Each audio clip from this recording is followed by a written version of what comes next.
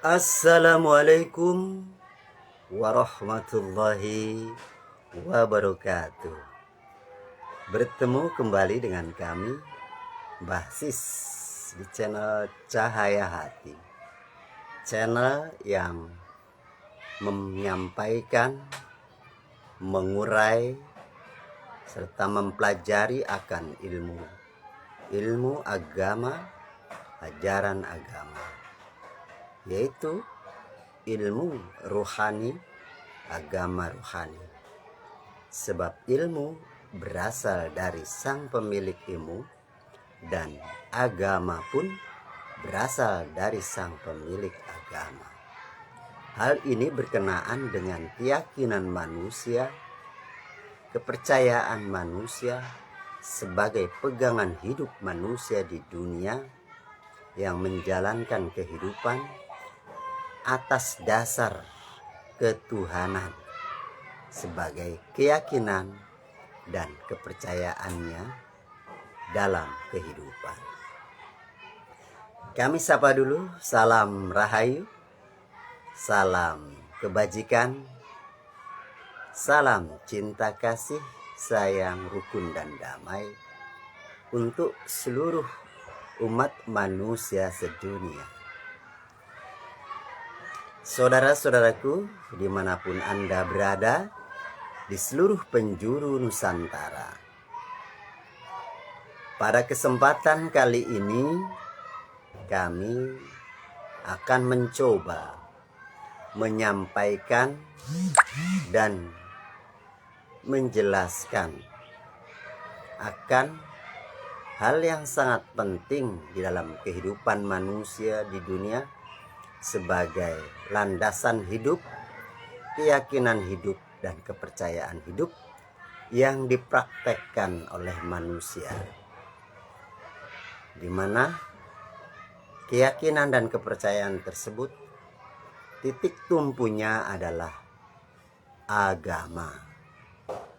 Baik, kesempatan kali ini kami coba akan menyampaikan dan mengurai kajian ilmu agama, yang mana judul kali ini adalah agama itu ilmiah dan dapat dibuktikan melalui spiritual ruhani.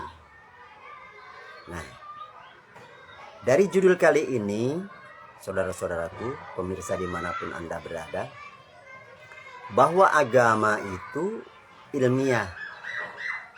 Ilmiah itu dapat diterima, ditangkap oleh nalar logika manusia di dunia ini secara wujud, secara realita, kemudian melalui prosesnya dapat diterima, terukur, ya, terukur dan dapat dibuktikan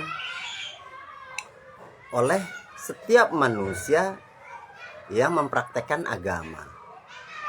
Nah, agama itu dipraktekkan lewat metodologinya, lewat sistemnya, maka akan terbukti. Namun karena agama ini datangnya dari sang pemilik agama, Tuhan yang Maha Esa, Tuhan yang Maha Rohani, maka praktek agama ini dilakukan secara empiris, spiritual, rohani. Seperti itu, saudara-saudaraku. Nah, praktek agama sesungguhnya adalah praktek rohani. Karena agama itu adalah ketetapan hukum-hukum dasar, aturan-aturan dasar, prinsip-prinsip dasar yang telah ditetapkan oleh Tuhan, sang pemilik agama. Jadi agama itu adalah hukum dari Tuhan yang sudah ditetapkan sejak awal dan selamanya. Itulah prinsip dasar dalam kerangka landasan hidup manusia yang disebut dengan kerangka landasan agama atau ajaran agama. Nah, di sini kita semua, saudara-saudaraku, khususnya umat manusia yang beragama, beragama apapun itu. Namun pada kesempatan kali ini kami menyampaikan lewat ajaran agama Islam seperti itu. Namun pada dasarnya, pada prinsip dasar bahwa agama itu tetap satu prinsip dasarnya, dari Tuhan yang satu, Tuhan yang Maha Esa. Namun karena di dunia ini memang nama merek-merek agama banyak dan penyebutannya berbeda-beda, baik penyebutan Tuhannya, utusannya, dan manusia si pembawanya di dunia ini dari awal hingga di zaman ini beda-beda penyebutannya. Namun prinsip dasarnya, ya, ketetapannya itu tetap sama. Artinya sama dari awal sampai sekarang, sampai akhir disebutnya. Prinsip dasarnya sama. Contoh, ya, manusia ini, kita sebagai manusia, prinsip dasarnya sama. Tidak ada perbedaan sama sekali. Tidak ada perbedaan sedikit pun. Prinsip dasar manusia sama. Dia harus hidup, ya kan? Harus bersosialisasi dengan manusia yang lain, harus saling terhubung, harus saling artinya menghasilkan atau membuahkan kebaikan dalam kehidupannya. Nah, prinsip dasar manusia itu adalah makhluk sosial yang saling berhubungan, saling berkaitan. Adanya manusia di dunia ini berkaitan dengan alam semesta selaku bahasa kalau di Islam itu khalifah, wakil Tuhan di dunia, dan harus berkaitan, berkesinambungan, serta bersinergi dengan manusia, bersinergi pula dengan alam semesta. Dan alam semesta ini adalah anugerah rahmat, seperti itu. Melalui agamalah, ajaran agamalah, ilmu agamalah, semesta ini beserta isinya dimanfaatkan untuk menjadi kebaikan dalam kehidupan. Tatanan kehidupan manusia, tatanan alam semesta ditata. Yang berantakan ditata menjadi rapi, yang rusak diperbaiki, seperti itu. Nah, inilah prinsip dasar kehidupan manusia. Nah, bagaimana cara mengetahui manusia itu mengetahui prinsip dasar kehidupan manusia di dunia ini? Nah, pakailah ketetapan Tuhan. Ya, ketetapan Tuhan, prinsip dasar Tuhan. Tuhan Maha Hidup, maka pakailah ketetapan atau prinsip dasar kehidupan Tuhan di dunia ini. Seorang manusia itu, pahami ya, manusia itu sebagai khalifah, artinya wakil. Keterwakilan Tuhan di dunia ini adalah manusia. Untuk apa keterwakilan manusia di dunia ini? Untuk menjaganya, untuk merawatnya, untuk menatanya, untuk memanfaatkannya, seperti itu dan sebagainya. Nah, maka Tuhan menurunkan aturan-aturan, hukum-hukum, prinsip-prinsip kehidupan yang aturan-aturan tersebut melalui ilmu Tuhan. Melalui ilmu dapatlah diketahui tentang ajaran Tuhan, ilmu Tuhan yang dijadikan dasar kehidupan manusia di dunia ini disebut agama, seperti itu. Nah, maka agama itu adalah ilmu, aturan, prinsip dasar kehidupan, ya, hukum, undang-undang yang datangnya dari Tuhan itu sendiri lewat ilmu yang dibawa oleh utusannya. Nah, ilmu, karena Tuhan maha rahasia, maka ilmu pun datangnya dari Sang Maha Rahasia berupa rahasia pula. Nah, rahasia itu disebut di dalam ilmu fisika ya metafisika, karena ilmu itu awalnya dari Sang Maha Rahasia, ya rahasia unsurnya. Nah, itulah metafisika dalam ilmu sains fisika, seperti itu. Itu datangnya dari Sang Maha Metafisika. Kemudian ilmu itu diutus, artinya diutus itu disampaikan, diturunkan, dipercikan, ditajalikan, bebas. Sebutannya bebas, apapun sebutan itu, tapi ujungnya satu, diturunkan, disampaikan, diwahyukan, difirmankan. Bahasanya seperti itu. Nah, ilmu itu diutus ya oleh Tuhan, dan ada pembawanya. Pembawanya disebut rasul. Nah, ilmu yang diutus sama juga, berarti ilmu diutus ya utusan ilmu. Ya, hanya beda bahasa saja, tapi intinya satu. Seperti itu. Artinya satu tuh satu kesatuan dari nama-nama dan sebagainya. Nah, ilmu Tuhan diutus dibawa oleh utusan.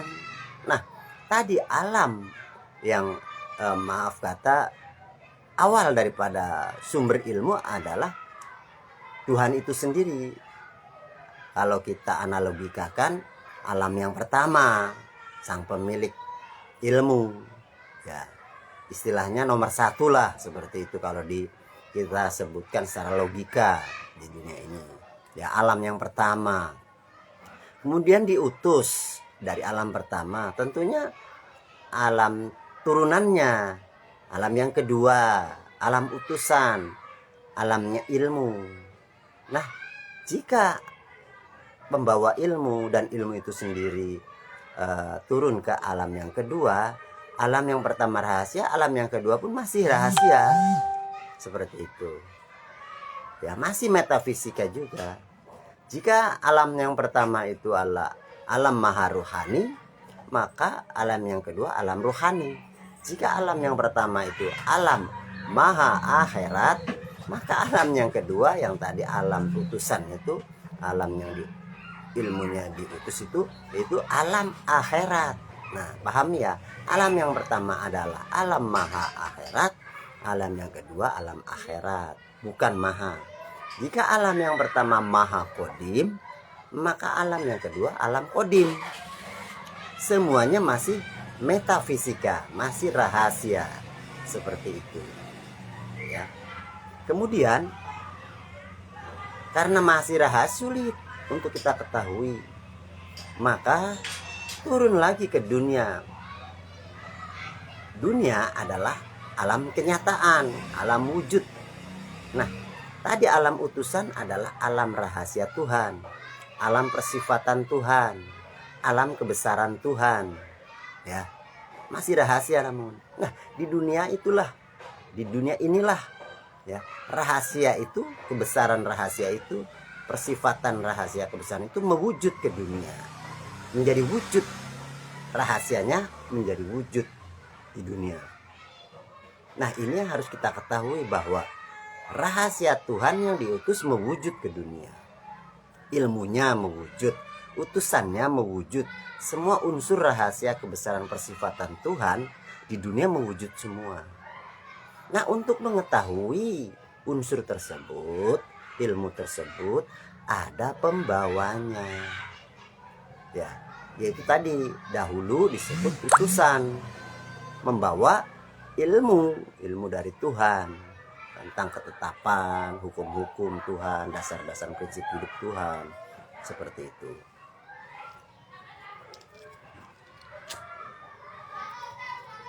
Nah, manusia itulah sebagai wakil Tuhan di dunia. Disebut kekasih, disebut si pembawa risalah atau pembawa ajaran agama, sebagai khalifah. Nah, manusia itu satu, yang membawa ilmu agama itu di dunia satu, sebagai contoh sebagai pemimpin, sebagai pembimbing manusia yang lain. Karena manusia itu dipercayai, manusia itu dikuasai, dan Tuhan menguasai pada manusia itu. Seperti itu. Yang memilih Tuhan sendiri, yang berkehendak Tuhan sendiri terhadap manusia itu. Ya. Yang memilih manusia itu Tuhan, yang menghendaki manusia itu Tuhan. Seperti itu. Karena pilihan Tuhan, kehendak Tuhan, ditunjuk Tuhan itu sangat rahasia. Seperti itu. Yang bisa dipercaya oleh Tuhan. Seperti itu. Nah, di dunia ini setiap zamannya ada pembawa risalah ajaran agama, ada wakil Tuhan di setiap zamannya. Kita ketahui dari kitab-kitab suci, setiap agama ada pembawa ajaran agama Tuhan. Ya, seperti itu dari zaman ke zaman. Ya, yang disebut nabi dan rasul. Itulah ajaran agama yang dibawa. Di setiap zamannya nabi dan rasul sebutannya, ya. Umat belajar dengan nabi dan rasul sebagai wakil Tuhan di dunia. Ya. Dan nabi dan rasul itulah manusia yang sudah bersama Tuhan, yang sudah bisa terhubung dengan Tuhan. Nah, nabi dan rasul itulah menyampaikan ajaran agama. Ya, menyampaikan. Kemudian penyampaiannya itu disebut kalamnya, firmannya Tuhan, tapi di dunia disampaikan oleh wakilnya. Seperti itu. Nah, kemudian kalam Tuhan, firman Tuhan setelah disampaikan oleh manusia si pembawanya, kemudian dicatat oleh para umatnya. Dijadikanlah kitab sebagai acuan panduan di setiap zamannya. Sedangkan manusia itu sendiri yang dipakai, yang dipercayai, yang dikuasai oleh Tuhan untuk membawa ilmu Tuhan, firman Tuhan, wahyu Tuhan, dia tidak ada kitabnya pada saat itu, saat dia mendapatkan firman dan wahyu. Seperti itu. Tidak berdasarkan kitab pada saat itu, tapi dia mendapatkan wahyu, ya, dan dibalik tabir. Seperti itu. Nah, inilah harus diketahui. Nah, tadi itu tentang utusan dan ilmu yang diutus oleh Tuhan, itulah sistem. Ya, itulah sistem. Nah, sistem apa itu? Sistem beragama, sistem agama, sistem kerasulan, dan sistem untuk bertuhan. Yang tadi kami sebutkan, Tuhan yang awal, alam yang awal. Kemudian utusannya alam turunan yang kedua. Ya. Kemudian utusannya mewujud ke dunia nyata, ya, realita sebagai bentuk daripada rahasia yang mewujud. Manusia yang dipakai, yang dikuasai itu untuk membawa ajaran agamanya, ya, hanya satu di setiap zamannya, mewujud pada seorang manusia, menempati ilmu atau wahyu atau ilmu rohani itu pada manusia, dititipkan pada manusia yang dipercaya. Seperti itu. Nah, itu sistem. Nah, di dalam surat An-Nisa ayat 35, di surat An-Nisa ayat 519, ya, telah dijelaskan, ati Allah, taatilah Allah. Nah, tadi, ya, yang alam pertama, si pemilik ilmu, milik ajaran. Wa atiur rasul, taatilah rasul, artinya utusan Tuhan. Utusan Tuhan yang datang sesuatu rahasia. Jika Allah Tuhan yang Maha Esa itu Maha Ruhani, maka yang diutus unsur tersebut, unsur ruh, unsur rohani, ya, unsur rahasia kebesaran persifatan Tuhan. Seperti itu, pahami ya saudara-saudaraku. Kemudian hal itu disebut utusan. Hal itu disebut utusan. Ya. Rasul itu bukan manusia. Rasul itu utusan Tuhan. Bagian daripada rahasia kebesaran persifatan Tuhan. Rasul itu yang diutus. Ya. Sebutannya utusan atau rasul. Tadi ati Allah, taatilah Allah. Tak mungkin dia maha rahasia. Taatilah Rasul. Ya. Wa atiur Rasul. Ya, suruh taat pada Allah dan Rasul. Diperintahkan manusia itu untuk taatilah Allah, taat pada Allah sudah ketetapan, dan taati Rasul sudah menjadi ketetapan. Rasul ini bukan manusia, unsurnya Tuhan, yaitu unsur ruhani, ya, yang metafisika, kodim dia juga dari Sang Maha Kodim, ya, metafisika dari Sang Maha Metafisika. Kemudian unsur itu mewujud ke dunia, menjadi wujud rahasianya. Nah, rohani menempati wadah jasmani. Nah, tadi alam utusan adalah alam akhirat. Akhirat mewujud ke alam dunia, nyata, realita, fakta dan dapat dibuktikan. Seperti itu. Nah, dunia inilah bagian daripada unsur alam yang ketiga secara global, ya. Alam perwujudan dari persifatan Tuhan. Nah, di alam ketiga ini, ya, adalah alamnya ulil amri minkum. Ya, ati Allah wa ati Rasul wa ulil amri minkum. Ya. Seorang manusia, ya, yang dikuasai dan dipercaya untuk membawa tadi ilmu ruhani, ajaran ruhani, agama ruhani, ajaran kehidupan, tatanan kehidupan, hukum-hukum undang-undang kehidupan, ya, mewujud menempati wadah seorang manusia di dunia yang dipilih, dikehendaki, ditunjuk oleh Tuhan itu sendiri. Di setiap zamannya ada. Seperti itu.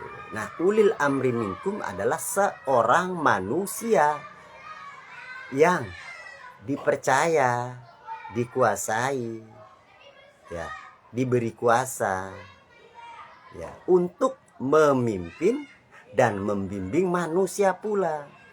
Jadi pemahaman ulil amri minkum itu sesungguhnya seorang manusia yang dipercaya oleh Tuhan membawa ajaran agama Tuhan, ya, agama ruhani, ilmu rohani, ya, bukan seorang pemimpin pemerintahan. Pahami, ya.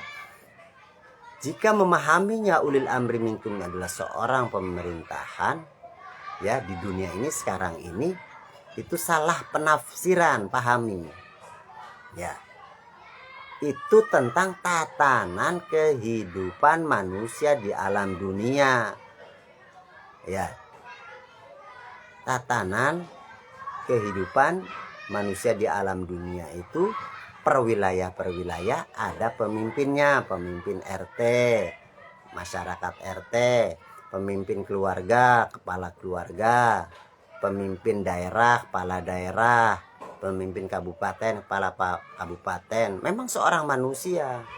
Jadi bedakan ketetapan ulil amri minkum yang ditetapkan oleh Tuhan Allah Subhanahu wa taala dan ketetapan yang ditetapkan oleh manusia. Ya. Kepala keluarga ketetapan dari Allah, ya, untuk memimpin keluarganya, istrinya, anak-anaknya. Ya.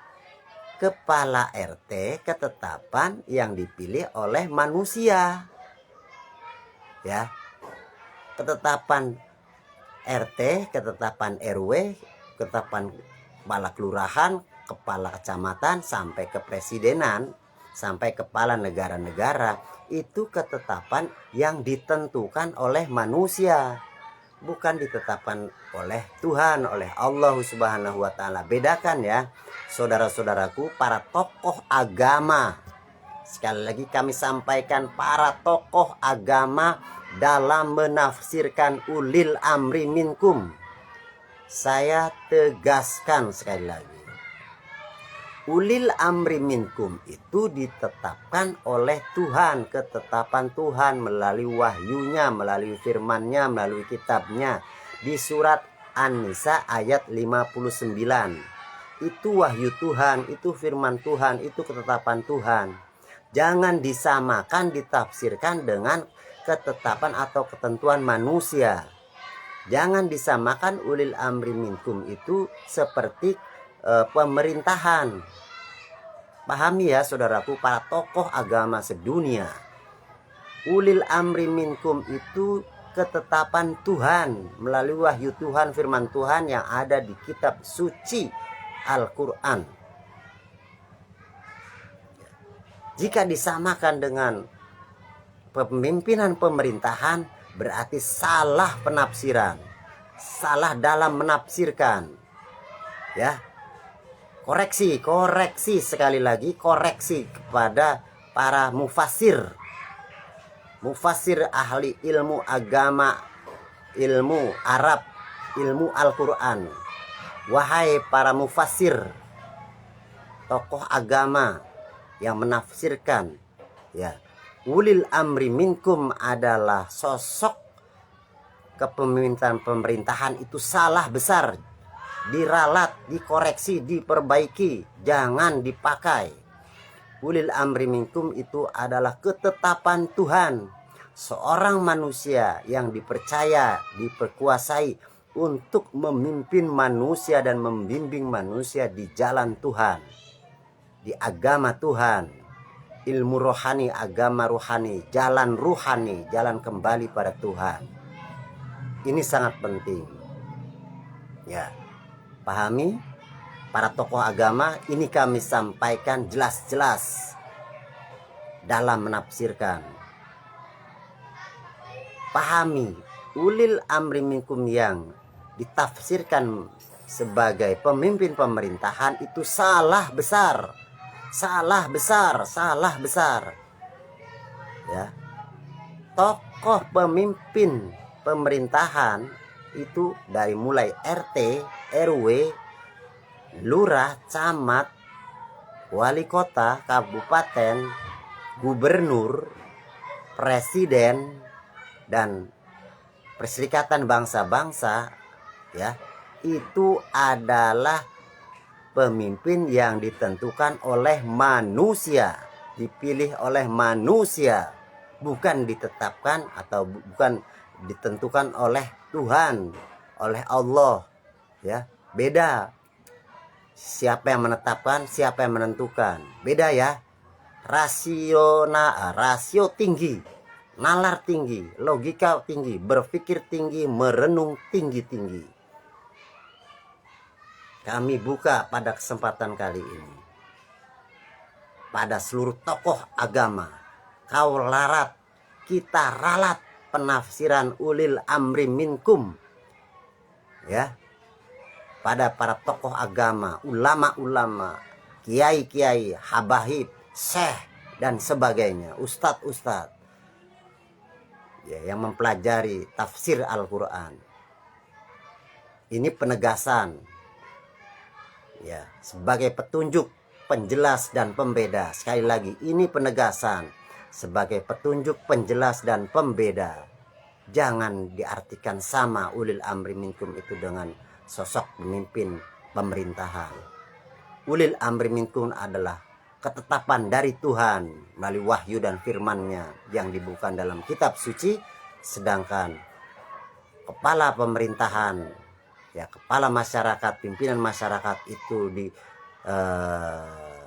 ditentukan oleh manusia, beda, ditetapkan manusia, beda dengan ketetapan Tuhan.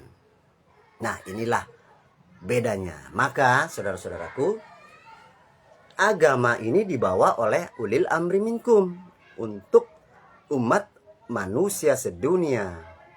Dan ulil amri minkum itu adalah pemimpin dan pembimbing manusia di jalan Tuhan untuk mempelajari ilmu ajaran agama Tuhan, dan kembali pada Tuhan lewat unsur ruhaniyah, unsur ruh, ilmu ruh, agama kodim. Itulah ulil amri minkum, bawa ajaran itu. Manusia ya, seorang manusia. Nah, penegasan ini untuk umat Islam ada dijelaskan di dalam kitab suci Al-Quran surat At-Taubah ayat 128 yang berbunyi laqad ja'akum rasulun min anfusikum, dan seterusnya. Telah datang seorang utusan di zamanmu dari kaummu sendiri. Jadi dari keterangan ayat tersebut, pahami pelan-pelan, renungi, nalar logika tinggi. Telah datang seorang utusan di zamanmu dari kaummu sendiri. Artinya di setiap zaman ada seorang yang dipakai, ya, yang dipercaya, yang dikehendaki, yang ditunjuk, yang dipilih oleh Tuhan. Ya. Di zamanmu, dari kaummu sendiri, di zaman ini, kaum kita, kaum zaman ini, abad 15. Jangan mundur memakai ulil amri minkum di abad 1500 atau tahun yang lalu, abad 15 yang lalu, menghayal. Pakailah pemimpin, pembimbing umat manusia di zaman ini yang terlihat, yang mewujud, yang bisa bertemu seperti itu. Nah, itulah tolak ukurnya untuk menjadikan sosok pemimpin yang membawa ajaran agama Tuhan. Nah, ayat selanjutnya ada di surat Al-Kahfi, ya, dijelaskan, ya, falam tajidalahu waliyam mursida. Nah, untuk mencari jalan itulah seorang waliyam mursida, ya, seorang wali. Wali itu manusia yang berilmu. Ilmu apa? Ilmu ruh, ilmu rohani, ya, ilmu spiritual, yang dengan ilmu spiritual rohani, agama rohani, praktek rohani dengan metodologi rohani yang diajarkan oleh manusia itu, dia manusia yang diajarkan, ya, diajarkan praktek secara metodologi, cara jalan, rukun syaratnya, bisa terhubung dengan Tuhan. Pada saat itu pula mempraktekkan ilmu ajaran agama itu, ilmu rohani itu, si wali yang mursida itu, ya, wali tersebut, orang tersebut. Dan itu hanya satu di setiap zamannya. Di zaman ini satu. Mursyid itu bukan manusia. Mursyid itu adalah fi'il sifatnya Tuhan, unsur Tuhan, unsur rahasia kebesaran persifatan Tuhan yang dibawa oleh seorang wali tadi. Ya, unsur rahasia kebesaran persifatan Tuhan disebut di zaman ini mursyid. Apa sih mursyid? Mursyid itu utusan ilmu, utusan wahyu, atau nur ilahi, nur Muhammad, Rasulullah, Rasul itu. Mursyid itu bukan manusia, Rasul bukan manusia, Rasulullah bukan manusia. Itulah nurnya Tuhan, disebut nur Muhammad, nur ilahi, yang diutus, dibawa oleh pembawanya di dunia, di setiap zamannya. Nah, ada di surat Al-Maidah ayat 35. Ya ayyuhalladzina amanu taqullah, ya, wabtaghu ilaihil wasilah wajahidu fisabilihi. Hai orang-orang yang beriman, bertakwalah kepada Allah. Bertakwalah pada Allah berarti taatilah Allah, tunduk patuh taat, berserah diri, ya, pasrah pada Allah. Itu namanya takwa, ya. Orang yang takwa adalah orang yang beriman. Orang yang beriman adalah disuruh bertakwa, diperintahkan tapan. Wabtaghu ilaihil wasilah, dan disuruh mencari wasilah, sarana, jalan, tali penghubung, channel, ya, channel atau jalan petunjuk, atau si pembawa petunjuk. Wabtaghu ilaihil wasilah itu cari jalan, disuruh, diperintahkan oleh Tuhan, oleh Allah, ya, manusia itu suruh mencari petunjuk jalan. Wabtaghu ilaihil wasilah. Siapa si pembawa wasilah? Ya tadi, ulil amri minkum, ya, manusia yang dipercaya, dikuasai untuk memimpin manusia, membimbing manusia di dunia ini. Ya. Wajahidu fisabilihi, untuk berjalan di jalan Tuhan. Wajahidu itu jihad di jalan Tuhan, berjalan di jalan Tuhan, artinya tarekatullah. Berjalan di jalan Tuhan itu tarekatullah. Ya. Wajahidu fisabilihi sama dengan tarekatullah. Berjalan di jalan Tuhan lewat ilmu Tuhan, lewat ajaran Tuhan, lewat ilmu rohani, lewat agama rohani, lewat guru rohani. Wasilah itu adalah guru rohani. Ya. Ada guru rohani yang tidak wujud, yaitu utusan, mursyid, nur ilahi. Ada guru rohani yang wujud di dunia, yaitu ulil amri minkum. Ya, ulil amri minkum yang jelas tadi yang satu ya, bukan ulil amri minkum tafsiran para tokoh agama. Yang ulil amri minkum itu adalah pemimpin pemerintahan, bukan. Salah itu, salah besar itu. Karena ulil amri minkum adalah ketetapan dari Tuhan, sedangkan disamakan dengan pemimpin negara yang ditetapkan oleh manusia, itu salah besar pemahaman dan penafsiran itu. Harus dikoreksi, diralat, diperbaiki wahai para tokoh agama. Ya, wabtaghu ilaihil wasilah wajahidu fisabilihi. Wajahidu fisabilihi, berjalan di jalan Tuhan, memakai ilmu Tuhan, ajaran agama Tuhan, ilmu rohani, agama rohani lewat guru rohani yang zahir di dunia, di setiap zamannya ada. Seperti itu. Ya.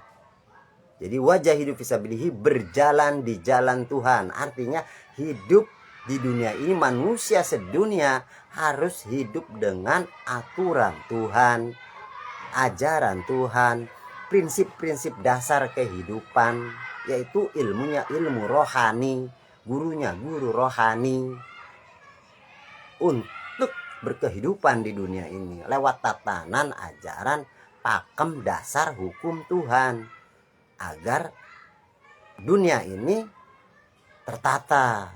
Ya, seperti itu, tidak rusak. Seperti itu. Rusaknya dunia ini karena rusaknya manusia tanpa tatanan Tuhan, tanpa ilmu Tuhan, tanpa ajaran Tuhan, tidak mempraktekkan ilmu agama Tuhan, yaitu ilmu rohani, agama rohani lewat guru rohani. Seperti itu. Ini permasalahan di dunia yang sekarang kita hadapi. Ya.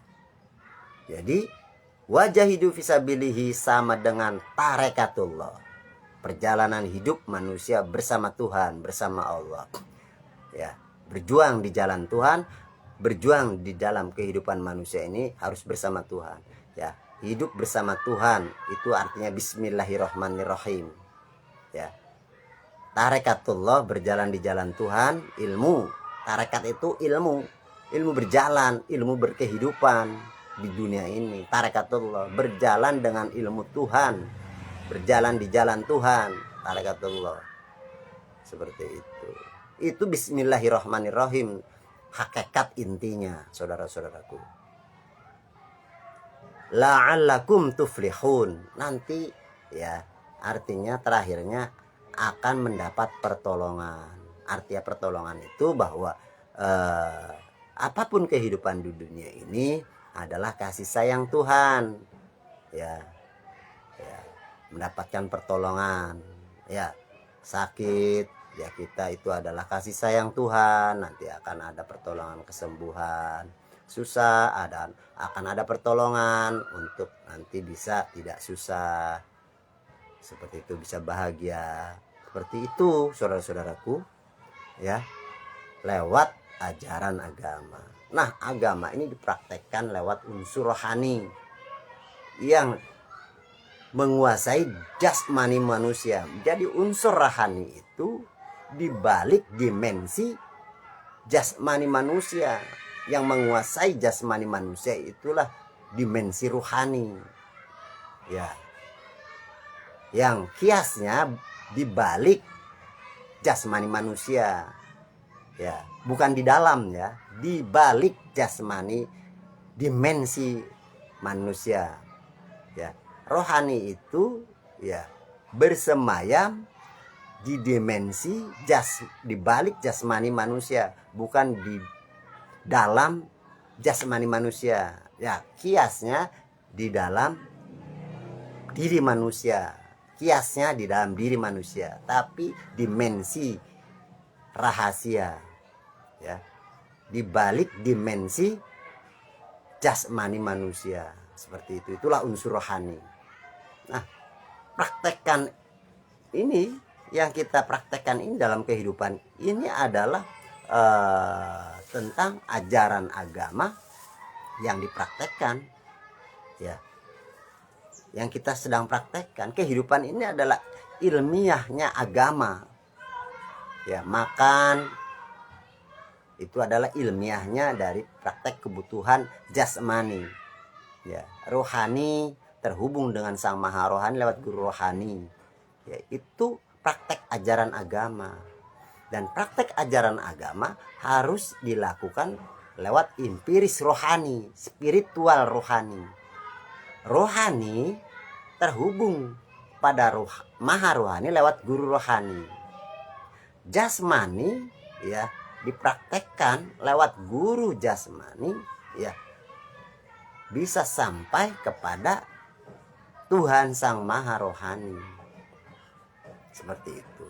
Nah, tadi, ya, ketetapan Tuhan itu sifatnya top down, turun, ya. Nah, untuk kembali kepada Tuhan, pada Allah, sifatnya itu bottom up.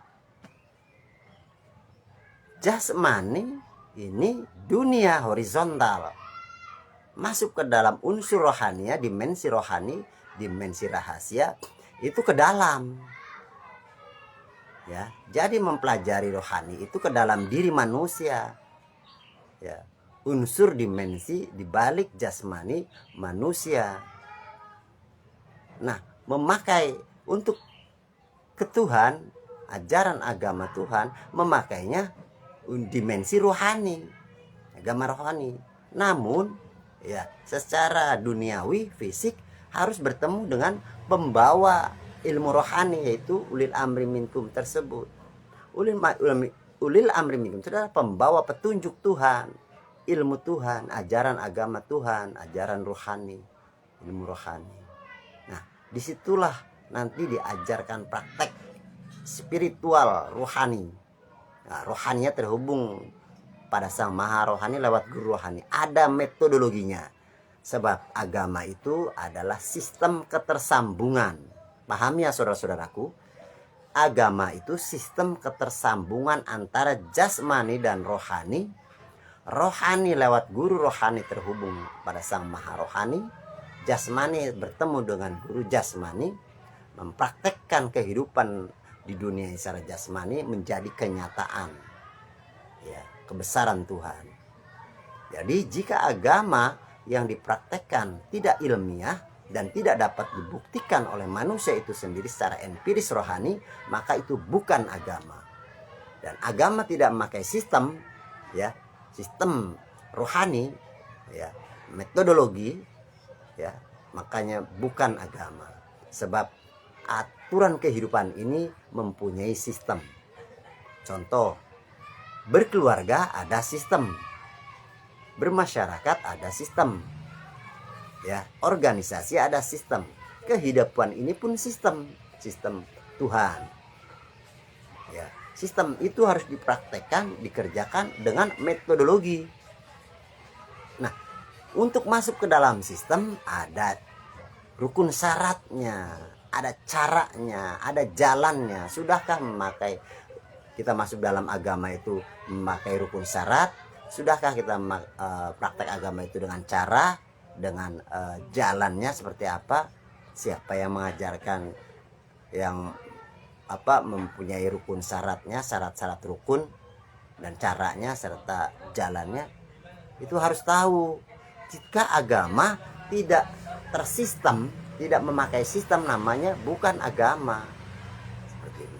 Jika berkeluarga tidak ada sistem, tidak ada cara, rukun syarat dan jalannya, bukan keluarga, termasuk semua organisasi apapun itu, ya.